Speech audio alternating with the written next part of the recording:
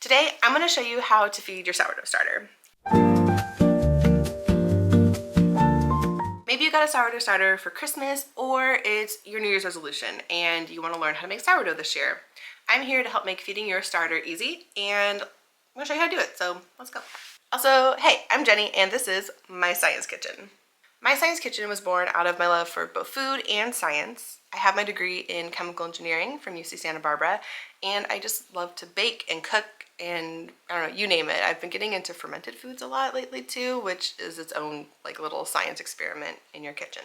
I've always been fascinated by how things work, especially when it comes to a baking recipe or different cooking techniques. And my goal is to help you understand the recipes and cooking techniques and different topics, like say sourdough starters, by diving into tips to help you with it, but also the science behind it. So if you like food or science, especially food science, you're in the right spot, and you should give this video a like, and you should follow the channel. And I'm just really happy you're here, so let's learn together. All right, we're gonna actually go feed this now. I'm done talking. The first thing you're gonna need is a sourdough starter.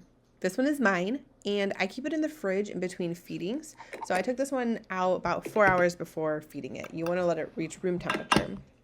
Next, you'll need a kitchen scale. You can also use measuring cups, but using a kitchen scale will give you the most accurate measurements, which is really helpful when you're doing anything with bread or baking. To a clean jar, you're gonna add your starter to start with. The amount that you put here dictates how much you're going to feed your starter moving forward. If you've done some research online about how to feed a starter, you're going to see a thing called feeding ratios. And that basically is the amount of starter to flour to water that you're going to feed your starter. The default feeding ratio that you'll often see is a 1 to 1 to 1 ratio, and that just means you're going to do equal parts of starter to flour to water. My first amount of starter was about 50 grams. So my 1 to 1 to 1 ratio would be 50 grams of starter to 50 grams of flour to 50 grams of water. So if you wanted to mix up less starter, then you can do 25 grams of starter to 25 grams of flour to 25 grams of water. What's nice about following a feeding ratio like this is you can, and doing it by weight, is you can really play with that and do as little or as much as you would like. I add water to the starter first. It helps to get everything a little more liquidy, and then it's easier once you add in your flour to mix everything together. Once you've done a handful of feedings doing the 1 to 1 to 1 ratio, you can play with it and see what your personal starter really likes. My starter over time has really come to like a 1 to 1.5 to 1 ratio, and that just means that I do a little bit more flour than starter and water. So my ratios here are 50 grams of starter to 75 grams of flour and 50 grams of water. And my starter has really liked this over time, partly due to the sourdough starter really likes to have more food, and the food is the carbohydrates and sugars in the flour. The good bacteria and yeast that are in the sourdough starter feed on this and produce carbon dioxide, which is what helps your bread to rise and is part of that fermentation process in sourdough, which I'm going to deep dive into the science of sourdough in an upcoming video, so that will be really fun, so be sure to come back for that. Okay, this part is totally optional, but sometimes it's fun to put a little rubber band or mark your jar so you can see how much your starter has risen over time. So I just have a little rubber band I saved from a stalk of celery from the store, and I just pop it on the jar, and we'll see how it goes. I'm not sure why I didn't say anything when I recorded this, but this is at the start, and we're gonna let it go for a few hours and see how it looks.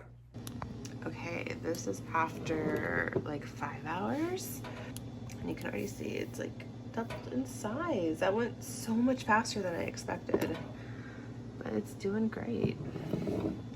Okay, now for some general tips about feeding your sourdough starter. The temperature of the water, while important, doesn't entirely matter. I mean, you can do warm water, you can heat it up, you can do room temperature water, you can do cold water.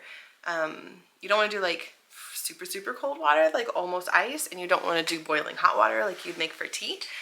That's because inside your starter is a mix of that wild bacteria and yeast, and you don't want to kill it off. So kind of like room temperature to like 100 degrees, no more.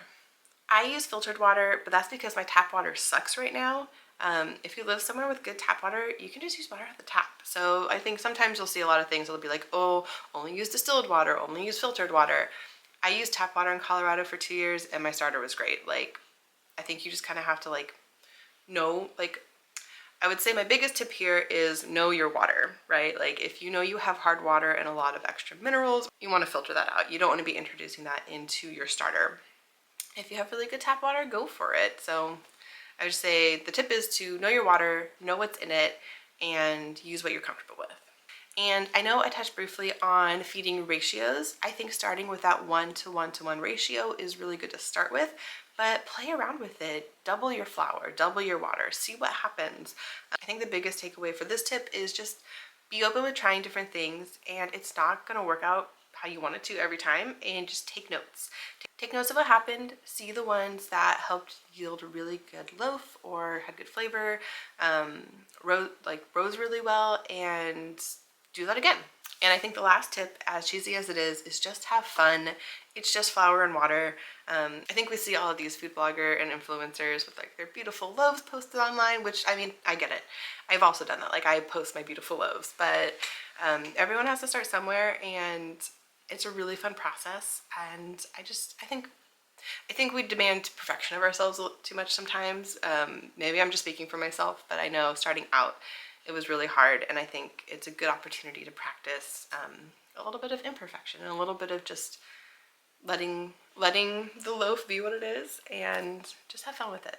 Now, go forth with your sourdough starters and feed them and love them and make bread. I can't wait to see how your bread turns out. If you've watched till the end, thank you so much. I appreciate you, and be sure to give the video a like to kind of help boost it, and definitely subscribe to the channel. If food and science is something that you're interested in, I'll be sharing more sourdough stuff in the coming weeks, like my sourdough recipe, like with timestamps of when I do everything, and I'll also be doing one for making a starter soon. I'm really excited to give long form content more of a shot this year, but I will also be on Instagram, so you can find me there.